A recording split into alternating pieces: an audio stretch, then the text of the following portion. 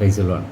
యెషయా గ్రంథం 54వ అధ్యాయం 11వ వచనంలో వ్రాయబడిన మాట, ప్రయాసపడి గాలివాన చేత కొట్టబడి ఆదరణ లేకపోయిన దాన, నేను నీలాంజనములతో నీ కట్టడములను కట్టుదును, నీలములతో నీ పునాదులను వేయుదును. ప్రయాసపడి గాలివాన చేత కొట్టబడ్డ జీవితాలు కలిగి ఉంటున్నారా?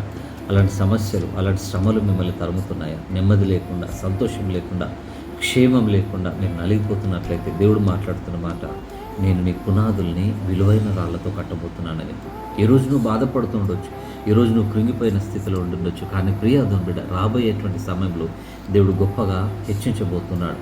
ఈరోజు కష్టము, కన్నీరు నిన్ను తరుముతుండొచ్చు, ఈరోజు ఒంటరితనం నిన్ను నలగొడి ఉండొచ్చు, కానీ ఒకటి నమ్ము, ఈ వాగ్దాన ప్రకారంగా దేవుడు ఏమంటున్నాడంటే, ప్రయాసముతో, కష్టంతో రోజులు గడుపుతున్న ప్రియదేవుని బిడ్డ, నేను నీ జీవితాన్ని అద్భుతమైన రీతిగా అందంగా మలచబోతున్నాను, గొప్ప చేయబోతున్నాను.